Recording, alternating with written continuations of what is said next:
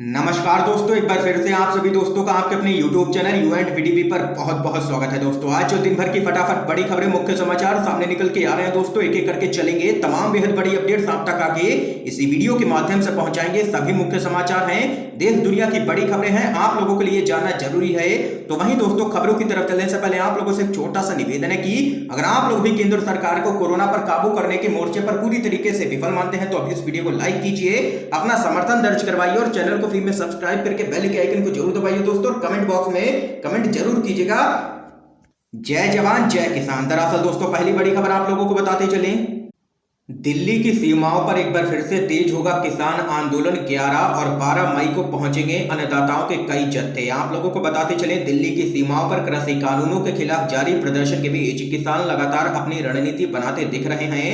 आंदोलन को एक बार फिर से धार देने के लिए किसानों ने भारी संख्या में एक बार फिर से बॉर्डर पर जुटने की योजना बनाई है। इसके तहत आने वाले दिनों में पंजाब और हरियाणा से किसानों के जत्थे दिल्ली बॉर्डर पर पहुंच करके आंदोलन में शामिल होंगे। संयुक्त किसान मोर्चा के द्वारा दी गई जानकारी के अनुसार 11 और 12 मई को पंजाब के किसान बड़ी संख्या में पंजाब और हरियाणा के अलग अलग बॉर्डर पर इकट्ठे होंगे और वहां से दिल्ली बॉर्डर पहुंचेंगे। इसके साथ ही हरियाणा के किसान भी अलग अलग जगहों से इन जत्थों में शामिल होकर के दिल्ली मोर्चे पर पहुंचेंगे और आंदोलन में शामिल होंगे। देख सकते हैं दोस्तों, किसानों ने ऐलान कर दिया है, एक बार फिर से तेज किया जाएगा किसान आंदोलन। अगली बड़ी खबर जान लेते हैं, बंगाल बीजेपी में पड़ने लगी हैं दरारें, कई विधायक और सांसद तृणमूल कांग्रेस के सीधे संपर्क में। मुकुल रॉय नहीं आए विधायकों की बैठक में। आप लोगों को बताते चलें, बीजेपी के हलकों में यह खबर चल रही है कि पश्चिम बंगाल में उसके 77 विधायकों और 18 सांसदों में से कई तृणमूल कांग्रेस नेतृत्व के संपर्क में है। इसके अलावा भगवा खेमे में नए लोगों को स्वीकार करने में पार्टी के कुछ कट्टरपंथियों के बीच असंतोष की भावना, विशेष रूप से हाल ही में संपन्न विधानसभा चुनावों में बीजेपी के प्रदर्शन के बाद इस तरह की अटकलों को हवा दे रही है।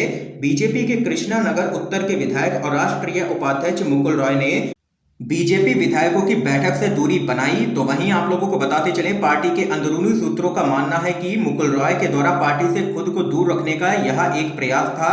राज्य में अभी खत्म हुए विधानसभा चुनावों के दौरान चुनावी रणनीति बनाने के संबंध में बीजेपी में उनकी घटती अहमियत को देखते हुए उन्होंने यह बड़ा कदम उठाया है।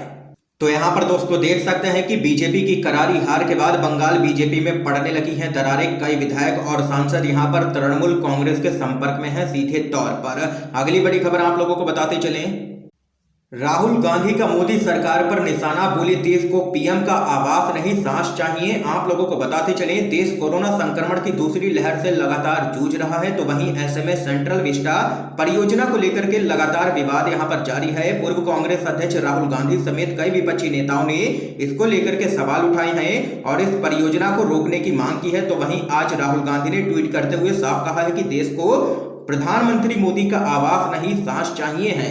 और यहाँ पर आप लोगों को यह भी बताते चले, सेंट्रल विस्टा परियोजना को यहाँ पर रोकने की मांग को लेकर के कोर्ट में भी याचिका दायर हो चुकी है। अगली बड़ी खबर जान लेते हैं, मनमोहन पर तीखे सवाल पूछने वाले पत्रकार आज मोदी राज में हो रहे नरसंहार पर खामोश हैं। आप लोगों को बताते चले, मनमोहन सरकार पर आरोप लगता था कि सरकार पॉलिसी पैरालिसिस का शिकार है, लेकिन क्या मनमोहन सिंह सरकार की वजह से कोई ऐसी घटना हुई थी जहां पर कोर्ट को कहना पड़े कि यह नरसंहार से कम नहीं है? जो लोग तब सवाल उठाते थे वही लोग आज ये नहीं कह पा रहे हैं कि मौजूदा सरकार पॉलिसी डिजास्टर का शिकार है। हालात यह है कि दूसरे देशों में रहने वाले भारतीय मदद भेजना चाह रहे हैं तो उन्हें क्लियरेंस नहीं मिल पा रही है। तो वहीं द स्क्रॉल ने 3 मई को खबर छापी, पिछले 5 दिनों में दिल्ली में 300 टन इमरजेंसी कोविड सप्लाई पहुंची, लेकिन वह कहां है? इतनी बड़ी मदद से कई जिंदगियां यहां पर बचाई जा सकती हैं, लेकिन एयरपोर्ट से कुछ ही दूरी पर मौजूद अस्पतालों में लोग ऑक्सीजन के बिना ही मरे जा रहे हैं। दिल्ली सरकार के स्वास्थ्य निदेशक ने बताया है कि हमें तो अब तक कोई भी मदद नहीं मिली है। ये सप्लाई केंद्र सरकार के अनुरोध पर आई है और इनकी सप्लाई भी केंद्र को ही करनी है, लेकिन ऐसा नहीं हो रहा है। क्या कोई सवाल पूछेगा कि ऐसा आखिर क्यों नहीं हो रहा है? मनमोहन सरकार ने RTI, right to education, right to food, Lokpal और ऐसे कई अच्छे कानून दिए थे, फिर भी वह पॉलिसी पैरालिसिस का शिकार कही जाती थी। उस वक्त पॉलिसी पैरालिसिस की बातें करने वाले पत्रकार आज ये क्यों नहीं कहते हैं कि मौजूदा मजबूत सरकार तो पॉलिसी डिजास्टर का शिकार है। यह पहली सरकार है जिसके नीतियां बनाने से तमाम लोग यूं ही मर जाते हैं और नीतियां ना बना पाने से भी तमाम लोग मर जाते हैं। नोटबंदी हुई तो सैकड़ों लोग लाइन में लग करके मरे। आर्थिक फैसलों की वजह से करोड़ों लोग बेरोजगार हुए। हैरत है कि मनमोहन सिंह पर तीखे सवाल पूछने वाले वही वीर बहादुर पत्रकार मौजूदा सरकार पर खामोश हैं। कांग्रेस सरकार होती तो अब तक हर तरफ से इस्तीफा मांगा जा रहा होता और कम से कम निठल्ले स्वास्थ्य मंत्री का इस्तीफा भी हो चुका होता। आज कोर्ट तक कह रही है कि अस्पतालों में ऑक्सीजन के बिना मरीजों की जान जा रही है। यह एक आपराधिक कृत्य है और यह नरसंहार से कम नहीं है। इस नरसंहार की जिम्मेदारी क्यों नहीं तय हो रही है? इस नरसंहार के लिए आखिर कौन जिम्मेदार है? उस नरसंहारक को यह देश क्यों ढो रहा है? इस नरसंहार की जिम्मेदारी लेते हुए प्रधानमंत्री नरेंद्र मोदी को तुरंत अपना पद छोड़ देना चाहिए। वे एक नाकाम और नाकारा प्रधानमंत्री साबित हुए हैं जिसकी अगुवाई में हर दिन हजारों लोगों की जान लगातार जा रही है। कोरोना प्राकृतिक आपदा है, लेकिन अस्पतालों में बुनियादी संसाधन ना होना प्राकृतिक आपदा नहीं है। यह सरकार की खुलेआम नाकामी है। ये सरकारी नरसंहार है। दोस्तों, ये यहाँ पर बड़ी खबर सामने निकल के आई है। इस नाकारा सरकार को सत्ता में रहने का कोई भी हक नहीं है, क्योंकि इसी सरकार की वजह से रोजाना यहाँ पर हजारों लोगों की मौत हो रही है। इस खबर पे आप लोगों की क्या कुछ राय है जरूर बता सकते हैं कमेंट बॉक्स में। एक और बड़ी अपडेट आप लोगों को बताते चलें। मोदी सरकार पर शिवसेना का जोरदार हमला। कहा, नेहरू गांधी के बनाए सिस्टम से ही देश इस कठिन समय से लड़ पा रहा है। आप लोगों को बताते चलें, महाराष्ट्र के मुख्यमंत्री उद्धव ठाकरे ने केंद्र की मोदी सरकार पर बड़ा हमला बोला है। कोरोना महामारी के बीच व्यवस्था को लेकर के उन्होंने कहा है कि नेहरू गांधी की वजह से ही भारत कठिन समय के खिलाफ लड़ पा रहा है। मुख्यमंत्री ने कहा है कि पंडित जवाहरलाल नेहरू और इंदिरा गांधी और मनमोहन सिंह समेत पूर्व प्रधानमंत्रियों की ओर से बनाई गई व्यवस्था के कारण ही आज देश को कठिन समय से पार पाने में मदद मिल पा रही है। सामना में लिखा गया है कि देश साफ तौर पर भारत नेहरू गांधी की ओर से बनाई गई व्यवस्था के सहारे है। कई गरीब देश भारत को मदद की पेशकश लगातार कर रहे हैं। इससे पहले पाकिस्तान, रवांडा जैसे दूसरे देशों से मदद लेते थे, लेकिन आज के शासकों की गलत नीतियों के कारण देश इस स्थिति से यहाँ पर गुजर रहा है कि भूटान और बांग्लादेश जैसे यहाँ पर देश हमारी मदद कर रहे हैं, लेकिन मोदी सरकार यहाँ पर सेंट्रल विस्टा में व्यस्त है। और जो भी अंधभक्त यह कहते हैं कि पिछले 70 सालों में देश में कुछ भी नहीं हुआ है, वह मोदी सरकार के द्वारा बनवाई गई उन मूर्तियों के आगे जाएं और यहाँ पर कांग्रेस पार्टी के शासनकाल में बने उन अस्पतालों के आगे जाएं। अंतर आपको स्पष्ट तौर पर दिख जाएगा कि किसने कितना काम किया है। इसी पूरे मामले पर भड़की है शिवसेना और कहा है कि नेहरू गांधी के बनाए सिस्टम से ही आज देश चल रहा है। इस सरकार ने देश में कुछ भी नहीं किया है। अगली बड़ी खबर जान लेते हैं। कोरोना के चलते बैकफुट पर आई है मोदी सरकार। 7 साल में पहली बार मंत्रियों, बीजेपी और आरएसएस नेताओं को नहीं सूझ रहा है जवाब। आप लोगों को बताते चले, भारत में कोरोना वायरस की दूसरी लहर के बीच नए केसों और मौतों की संख्या तेजी से बढ़ती ही जा रही है। पिछले 4 दिनों से देश में लगातार 4 लाख के ऊपर केस सामने निकल के आ रहे हैं, जबकि मौतों का आंकड़ा भी 4000 के पार जा चुका है। इन हालात के चलते 2014 से लेकर के अब तक यह पहला मौका है जब भाजपा और आरएसएस पूरी तरह बचाव की मुद्रा में है और बैकफुट पर है। संगठन अब तक इसे लेकर के अनिश्चित है कि लोगों से कोरोना की दूसरी लहर के बारे में कैसे बात करें, क्योंकि वाराणसी का ही मामला ले लें, वहां पर प्रधानमंत्री मोदी के लापता होने के पोस्टर चिपकाए जा चुके हैं। वहां की जनता में काफी आक्रोश देखने को मिल रहा है, क्योंकि प्रधानमंत्री मोदी का संसदीय क्षेत्र है वाराणसी और वहां की जनता पूरी तरीके से बेहाल हो चुकी है कोरोना के चलते। और वहीं कोरोना की इस दूसरी लहर के बीच में यहाँ पर कई सर्वे भी सामने निकल के आ चुके हैं, जिसमें सीधे तौर पर प्रधानमंत्री मोदी को यहाँ पर एक नाकाम पीएम करार दिया जा चुका है।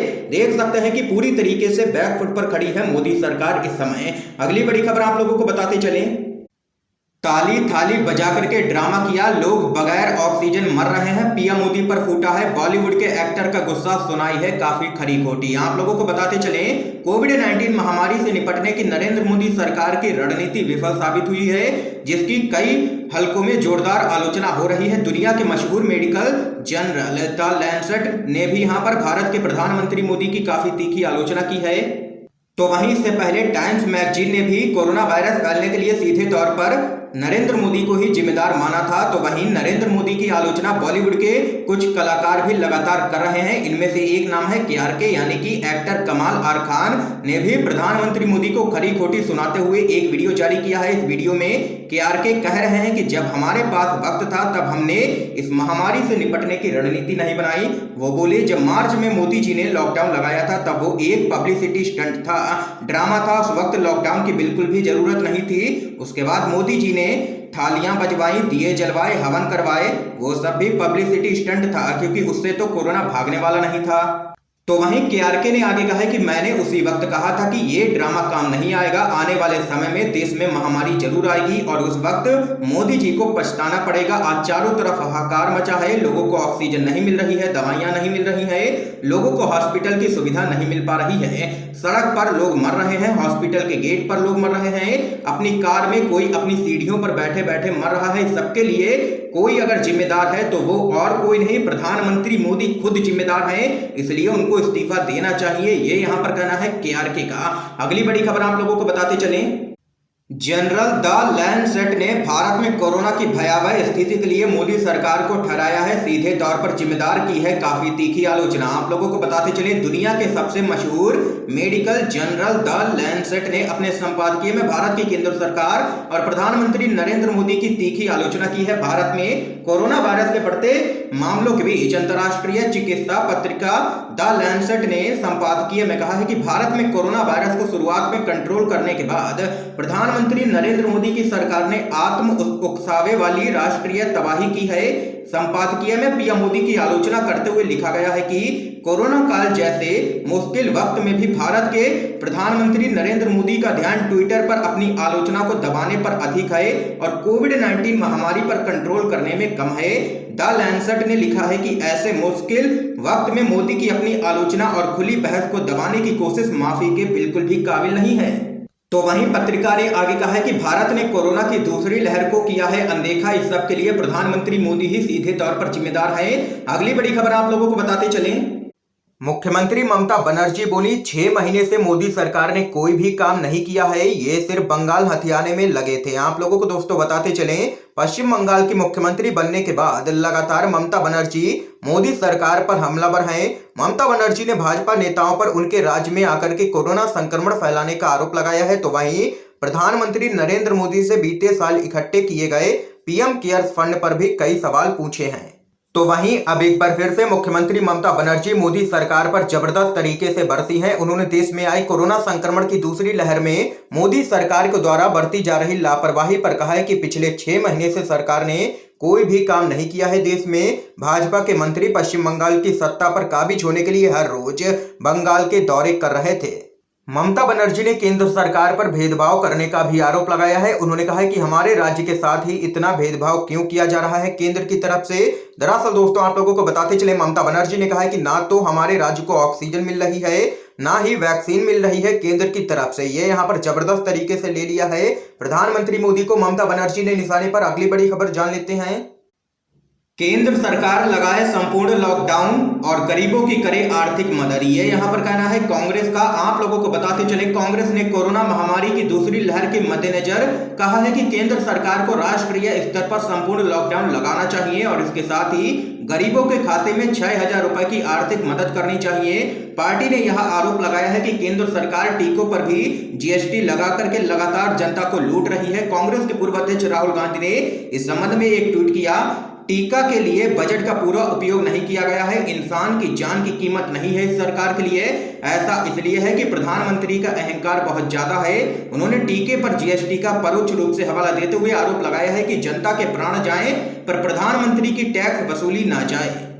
तो वहीं कांग्रेस के मुख्य प्रवक्ता रणदीप सुरजेवाला ने ट्वीट किया, लूट लूट और सिर्फ लूट यही कर रही है मोदी सरकार। क्या आपदा में लूट यूं ही जारी रहेगी? अब कोरोना के टीके पर भी 5% जीएसटी, कुछ तो रहम करो मोदी जी, भगवान आपको कभी भी माफ नहीं करेगा। यह यहां पर कहना है कांग्रेस पार्टी का। अगली बड़ी खबर जान लेते हैं। लेखिका का अमेरिकी मोदी भक्तों को खुला खत, कहा आपके भगवान के हाथ खून से रंगे हैं, सजा के तौर पर रोके इनकी फंडिंग। आप लोगों को बताते चले, देश में कोरोना वायरस का प्रकोप बहुत तेजी से फैल चुका है। जैसे जैसे मामले तेजी से बढ़ रहे हैं, स्वास्थ्य व्यवस्थाओं की पोल भी दिन पर दिन खुलती ही जा रही है। इस बीच दिल्ली की लेखिका विनीता मौकिल ने अमेरिकी मोदी भक्तों को एक ओपन लेटर लिखा है। इस लेटर में विनीता ने भक्तों से देश में वर्तमान में चल रही राजनीति को देखते हुए भगवा पार्टी को फंड ना करने की सलाह दी है। विनीता मौकिल ने अमेरिकी मोदी भक्तों से कहा है कि इन लोगों ने महामारी के बीच भारत की स्वास्थ्य सेवा प्रणाली को पतन की ओर धकेल दिया है, इसलिए फंडिंग ना करके इन्हें इसकी सजा जरूर दें। कुछ पाठकों का कहना है कि विनीता ने लेटर के माध्यम से अपने गुस्से को यहां पर आवाज दी है। तो वहीं दोस्तों अगली बड़ी खबर की तरफ चलते हैं। यूपी में कोरोना कुप्रबंधन बना है जानलेवा, नाकामी छुपाने के लिए चली जा रही हैं कई चालें। ये यहां पर जोरदार हमला बीजेपी सरकार पर अखिलेश यादव ने बोला है। समाजवादी पार्टी के प्रमुख अखिलेश यादव ने कहा है कि कोरोना कुप्रबंधन महामारी से जान बचाने वाले से ज्यादा जानलेवा साबित हो रहा है। सच तो यह है कि कोरोना प्रबंधन से ध्यान हटा करके अब अपनी नाकामी छुपाने के लिए सिर्फ गुमराह करने वाली चालें चली जा रही हैं। भाजपा झूठ बोलने का पाप कर रही है। सपा नेता ने एक बयान जारी कर कहा है कि कैसी विडंबना है कि सरकार का सारा तंत्र जान बचाने के बजाय इलाज ना मिलने से हो रही संक्रमितों की मौत और अस्पतालों की अव्यवस्था को छुपाने में लग गया है। जांच कम कर संक्रमण से हो रही मौतों को ढकने के प्रयास के साथ ऑक्सीजन बेड, दवाई और टीके की कमी जस की तस है। सिर्फ आंकड़ेबाजी और विज्ञापन में ही सरकार व्यस्त है। ये यहाँ पर अखिलेश यादव ने ले लिया है योगी सरकार को निशाने पर। दोस्तों आज की तमाम बेहद बड़ी खबरें सामने निकल के आई हैं जो हमने आप लोगों तक पहुंचाई हैं UNVDB के माध्यम से। अगर आप लोगों की ये वीडियो पसंद आए हो तो वीडियो को लाइक कीजिएगा, ज्यादा से ज्यादा शेयर कीजिएगा ताकि आप सभी के दोस्त भी इन खबरों को जान सकें। वीडियो देखने के लिए दोस्तों आप सभी का बहुत बहुत धन्यवाद।